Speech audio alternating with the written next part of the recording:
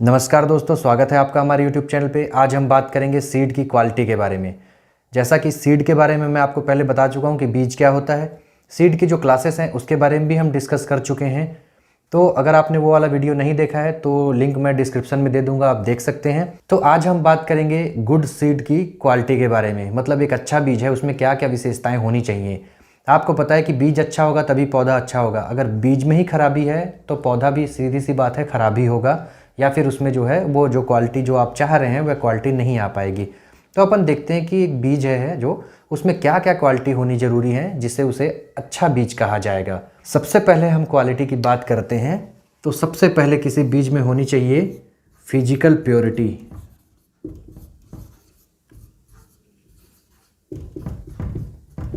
भौतिक शुद्धता।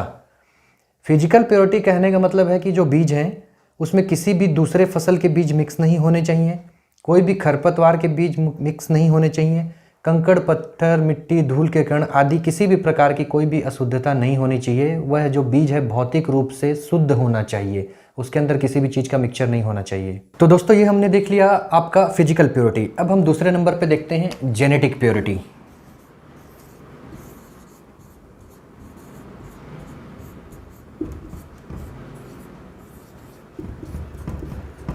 Genetic purity को हम वेराइटल प्योरिटी के नाम से भी जानते हैं।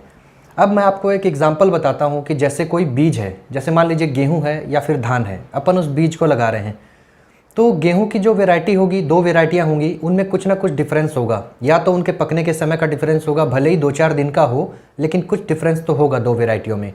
और उसके अलावा हम बात करें लेंथ में भी हो सकता है कुछ डिफरेंस हो, पौधे की लेंथ में। उनकी जो फर्टिलाइज़र की मांग है, खाद भी जितना चाहिए रिक्वायरमेंट है, उसमें भी कुछ ना कुछ अंतर होगा। मतलब एक वैरायटी से दूसरी वैरायटी में जाएंगे एक ही फसल की तो कुछ ना कुछ डिफरेंस होता है। दो वैरायटियाँ हैं मान लीजिए, उनमें फ्लावरिंग का जो टाइम है, उनमें फूल आने का टाइम है, उसमें कुछ ना कुछ डिफरेंस है। मान लीजिए एक वैरायटी है जिसमें 70 से 80 दिन में फूल आते हैं, दूसरी वैरायटी है जिसमें 80 से 90 दिन में फूल आते हैं। तो उनको अगर साथ में लगा देंगे तो उनका जो मेच्योरिटी का टाइम आएगा उसमें डिफरेंस आ जाएगा, उनमें जो दाना बनने का समय है उसमें डिफरेंस आ जाएगा। इसलिए जो अच्छा बीज है, क्वालिटी सीड है, वो हमेशा जेनेटिकली भी प्योर होना चाहिए, मतलब उसमें किसी भी प्रकार का कोई मिक्सचर नहीं होना चाहिए। अगला पॉइंट देखते हैं। तो जो अच्छा बीज है उसमें समानता होनी चाहिए उसकी शेप में, साइज में और कलर में। ऐसा नहीं है कि एक क्रॉप के मान लीजिए आपने 100 बीज लिए हैं तो 10 बीज अलग तरह के कलर के हैं, 50 बीज अलग तरह के कलर के हैं, ऐसा नहीं होना चाहिए। उनका जो शेप है वो भी प्रॉपर होना चाहिए, साइज है वो भी एक जैसा होना चाहिए और कलर है वो भी लगभग समान होना चाहिए। क्योंकि मान लीजिए आपने कुछ छोटे बीज हैं तो छोटे बीज में जो स्टोर फूड है वो बहुत ही कम होगा, तो क्या होगा, पौधे का जो विगर है या जर्मिनेशन की जो कैपेसिटी है वो कमज़ोर हो जाएगी और पौधा भी कमज़ोर हो जाएगा। मान लीजिए एक बीज का साइज छोटा है मतलब उसमें जो स्टोर फूड है वो भी कम है, क्योंकि बीज जितना बड़ा होगा उसमें जो स्टोर फूड है वो उतना ही ज़्यादा होगा। तो मान लीजिए कि एक कोई वैरायटी है जिसे हम ग्रो करना चाहते हैं, उसके हमने 100 बीज ले लिए। तो 100 बीज में मान लीजिए 10 बीज बहुत सिकुड़े से हैं, छोटे से हैं, पतले से हैं, मतलब उनमें जो फूड है वो कम होगा। तो वो इन 90 बीजों की अपेक्षा जो है कम विगर शो करेंगे, उनका जो जर्मिनेशन परसेंटेज है वो भी कम होगा और उनका जो हो सकता है जो उनसे प्लांट निकलेगा वो भी हेल्दी ना हो, टेढ़ा मेढ़ा हो, अनहेल्दी हो। इसलिए देखना चाहिए कि जो भी बीज हम उपयोग कर रहे हैं उसका सीड का जो साइज है, शेप है और कलर है वो एकदम अच्छा हो, मतलब समान हो, यूनिफॉर्मिटी हो, उसमें समानता हो। क्या है, टेढ़े मेढ़े और छोटे मोटे बीज ना हो, नहीं तो बाद में जाके पौधा जो है कमज़ोर हो जाएगा और इससे हमारे उत्पादन पे प्रभाव पड़ता है। अच्छे बीजों की विशेषता में अगला पॉइंट देखते हैं। तो अगला पॉइंट है कि प्रॉपर मॉइस्चर कंटेंट होना चाहिए, मतलब जो नमी की मात्रा है वो एकदम प्रॉपर होनी चाहिए। क्योंकि नमी की मात्रा अगर कम हो गई किसी बीज में तो बीज क्या करेगा, उसका जो भ्रूण है, मान लीजिए बीज है, इसके अंदर में जो भ्रूण है एम्ब्रियो, इसमें क्या होगा, नमी की मात्रा कम हो जाएगी तो ये क्या होगा, मर जाएगा, डेड हो जाएगा। ये उसमें क्या है, अगर एम्ब्रियो डेड हुआ मतलब बीज खत्म, मतलब वो पौधा ग्रो ही नहीं कर सकता क्योंकि उसका एम्ब्रियो ही खत्म हो गया। तो नमी की मात्रा को क्या है, बना के रखना चाहिए। अब मान लीजिए कम नमी भी खतरनाक है, ज़्यादा नमी भी खतरनाक है। कम में आप देखेंगे कि एम्ब्रियो जो है उसकी डेथ हो जाती है। अगर ज़्यादा नमी हो जाती है, मॉइस्चर अगर ज़्यादा हो जाती है तो क्या है, सीड में थोड़ा सा गीलापन रहेगा तो उसमें बहुत सारे बैक्टीरिया आएंगे, बहुत सारे फंगस आएंगे, फंगल इन्फेक्शन हो जाएगा और बीज को पूरा ख़राब कर देंगे।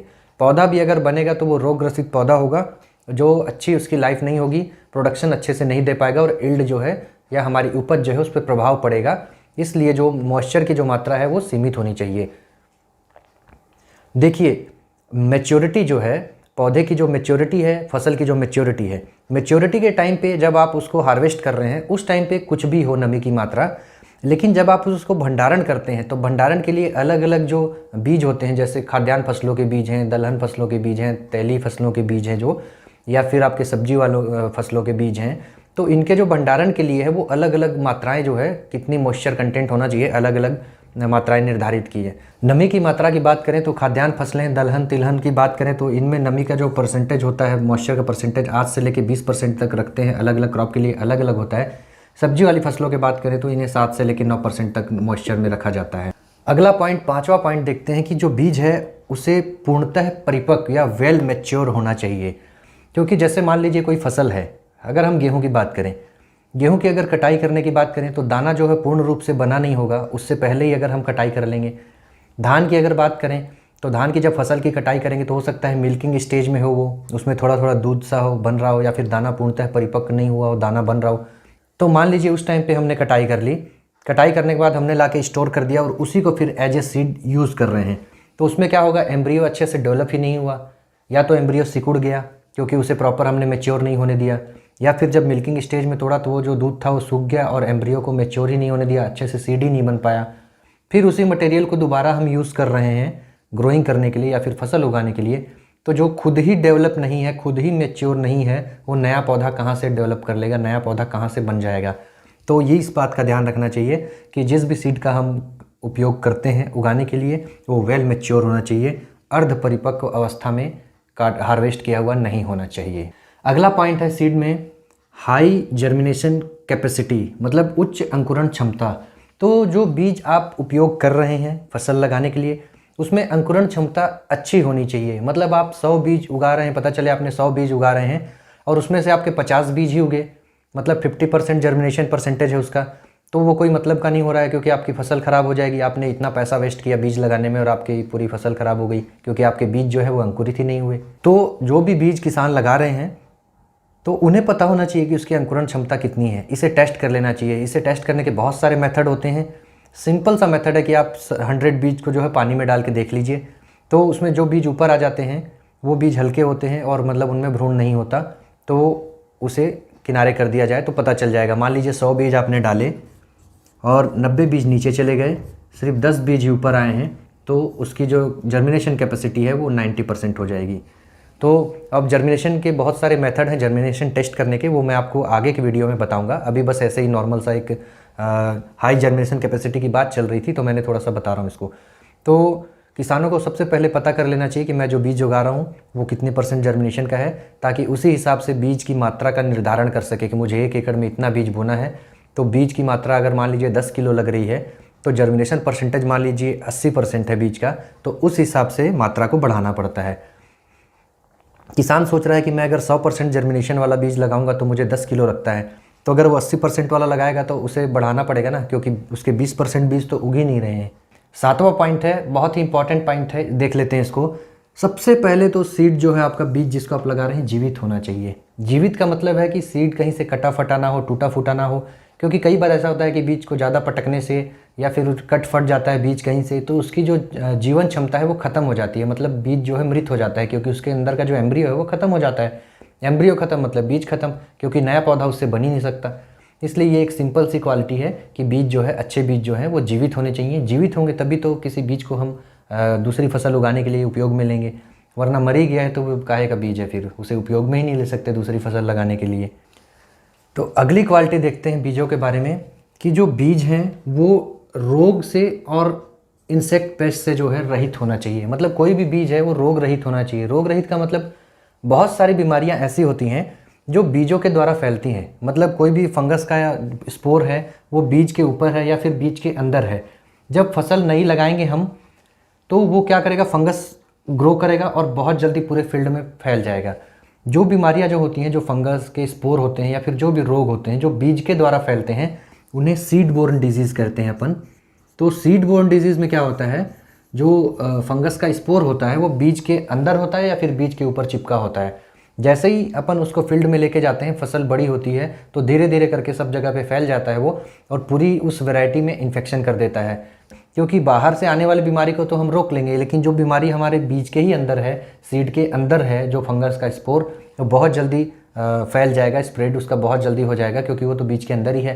तो आपको विशेष ध्यान रखना चाहिए कि जो बीज है वो एकदम डिजीज़ फ्री है। गेहूं और जौ के जो लूज स्मट होते हैं वो सीड बोर्न डिजीज़ होते हैं, मतलब फंगस के जो स्पोर होते हैं वो बीज के अंदर ही रहते हैं, और वो क्या होते हैं, बहुत जल्दी फैल जाते हैं नई फसल पे। तो ये क्या है, इस टाइप के बहुत अत्यधिक हानि पहुंचाते हैं। उसी प्रकार से हम बात कर लें पेस्ट की या इंसेक्ट की, तो मान लीजिए कोई आपने फसल स्टोर करके रखी है, किसी भी सीड को स्टोर करके रखा है, मान लीजिए चना हो गया और अरहर हो गया, किसी भी चीज़ को आपने स्टोर करके रखा है, उसके अंदर बोर करके कोई भी इंसेक्ट घुस गया और वो क्या है, उसमें सुसुप्त अवस्था में चला गया है, और आपने उसी मटेरियल का उपयोग कर लिया, तो वो है तो जिंदा ही, तो बाद में क्या होगा, वो पूरी फसल में फैल जाएगा और अंदर ही अंदर पूरी फसल को काट के हानि पहुंचाएगा। तो इन सब चीज़ों का भी बहुत ध्यान रखना चाहिए, क्योंकि ये डिजीज़ जो है, रोग और ये जो इंसेक्ट पेस्ट, ये भी बहुत ज़्यादा हानि पहुंचाते हैं। तो जिस भी बीज का उपयोग करेंगे हम उगाने के लिए, मतलब जो क्वालिटी सीड है, उसकी विशेषता या उसका गुण होना चाहिए कि वो रोग से और पेस्ट से रहित हो। अगला जो गुण है 9वें नंबर का, उसे देख लेते हैं कि सीड को डोरमेंट नहीं होना चाहिए। डोरमेंसी एक अवस्था होती है जिसमें क्या होता है, सब चीज़ मिलने के बाद भी, मान लीजिए आपको प्रॉपर मॉइस्चर मिल रही है, प्रॉपर मात्रा में वाटर मिल रहा है, कंडीशन भी आपकी पूरी फेवरेबल है, उसके बाद भी कोई बीज है वो उग नहीं पाता है, उसे हिंदी में सुसुप्तावस्था कहते हैं। मतलब जो बीज है उसे सब कुछ मिल रहा है पर्याप्त मात्रा में, उसके बाद भी कुछ ऐसे कारण है, या तो आंतरिक कारण होंगे या बाहरी कारण होंगे, जिनकी वजह से जो बीज है वो उग नहीं पा रहा है, मतलब अपने आप को ग्रो नहीं कर पा रहा है। तो एक अच्छे बीज में ये क्वालिटी होनी चाहिए कि वो सुसुप्त नहीं होना चाहिए, मतलब डोरमेंट नहीं होना चाहिए, उसे जब फेवरेबल कंडीशन मिले तो तुरंत वो ग्रो करे, ये क्वालिटी होनी चाहिए अच्छे बीज। अगला पॉइंट देखते हैं कि जो बीज है वो बहुत ज़्यादा पुराना नहीं होना चाहिए, क्योंकि बीज अगर बहुत ज़्यादा पुराना है, बहुत सालों से रखा हुआ है, तो उसकी जो जर्मिनेशन की क्षमता है और उसकी जो वाइबिलिटी है वो कम हो जाती है। तो उसमें क्या है, पौधा जो तैयार होगा वो अच्छा नहीं होगा, पूर्ण रूप से विकसित नहीं होगा, क्योंकि धीरे धीरे जो उसके अंदर स्टोर पदार्थ है, उसका जो एम्ब्रियो है, उसमें जो स्टोर फूड है वो भी धीरे धीरे कमज़ोर होने लगेगा, और उसके पास इतना विगर नहीं हो जाएगा, इतना पावर नहीं बचेगा कि वो एक हेल्दी प्लांट बना ले। इसलिए जो बीज है जिसे अपन बोने के लिए उपयोग करते हैं, क्वालिटी सीड है, वो बहुत ज़्यादा पुराना नहीं होना चाहिए। अब दोस्तों, आज के वीडियो में हमने देखा कि जो अच्छा बीज होता है उसमें क्या क्या क्वालिटी होनी चाहिए, क्या क्या गुणधर्म होने चाहिए। तो अच्छे गुणधर्म होंगे तभी अच्छा सीड कहलाएगा। अगले वीडियो में हम देखेंगे सीड की डोरमेंसी के बारे में देखेंगे, और सीड के जो जर्मिनेशन से रिलेटेड मेथड है वो भी देखेंगे। आशा करता हूँ कि वीडियो आपको पसंद आया होगा, मैंने इजी वे में समझाने की कोशिश की। अगर वीडियो पसंद आया तो प्लीज़ लाइक करिएगा, चैनल को सब्सक्राइब करिएगा। फिर मिलते हैं। जय हिंद दोस्तों।